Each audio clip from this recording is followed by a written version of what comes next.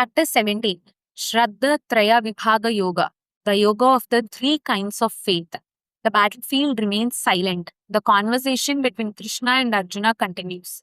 By now, Arjuna has understood many profound truths. He has learned about action, knowledge, meditation, devotion, the self, the gunas, character. Yet, one question still lingers in his heart. He asks Krishna, what about people who are sincere but don't always know the scriptures? What if someone has faith but doesn't fully understand what is right? Does their faith still matter? Krishna smiles. It is a beautiful question because he knows something about the human heart. Every person believes in something. Some believe in wealth, some believe in power, some believe in knowledge, some believe in love, some believe in themselves, some believe in God. Krishna says a person's faith reflects the qualities that shape their mind. Just as chapter 14 described the three gunas, chapter 17 explains that faith is also influenced by those three qualities. Faith filled with sattva. Krishna begins with sattvic faith. This faith is calm, pure, balanced. It seeks truth, not recognition. Person with sattvic faith performs good actions simply because they are right, not because someone is watching, not because they expect applause. Their worship is peaceful, their heart is sincere, their intention is pure. Faith filled with rajas. Then Krishna speaks of rajasic faith. This person also has faith, but it is mixed with desire. They may pray, work, or perform good deeds, hoping to receive something in return success, recognition, status, rewards. Their effort is real, but their peace depends on the outcome. Faith filled with tamas. Finally, Krishna describes tamasic faith. This faith is clouded by confusion. A person may blindly follow habits without understanding them, or clings to harmful practices believing they are beneficial. Krishna gently reminds Arjuna faith without wisdom can easily become misguided. Even food reflects our mind. Then Krishna surprises Arjuna. He begins talking about food. Krishna explains the food we choose also influences the quality of our mind.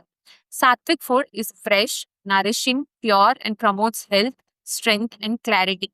Rajasic food is excessively spicy, bitter, sour, or stimulating. It excites the senses but can also disturb inner balance.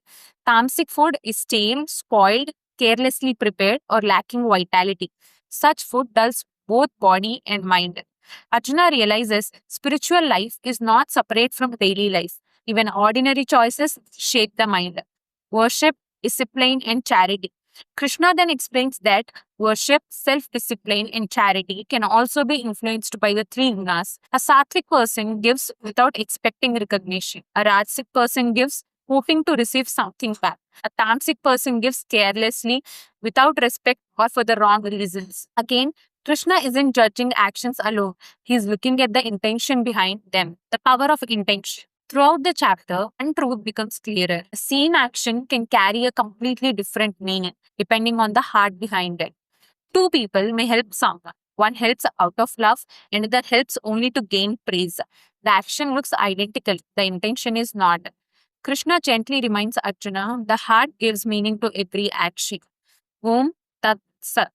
As the chapter draws to a close, Krishna speaks three sacred words Om Tat Sat. They remind seekers that every sincere action, every offering, every act of service should ultimately be dedicated to the highest truth, not to the ego, not to personal pride, but to something greater than oneself. The battlefield remains unchanged, yet Arjuna feels another layer of confusion disappear. He understands that faith is not merely what someone says they believe. It quietly reveals itself through the way they think, eat, speak, work, give, and live. Chapter 17.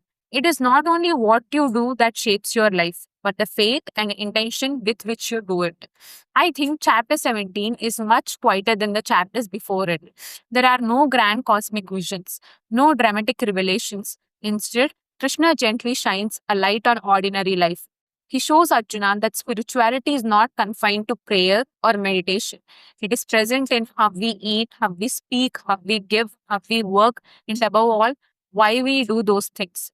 Perhaps the deepest question of chapter 17 is not what are you doing, but rather what is the intention in your heart as you do it.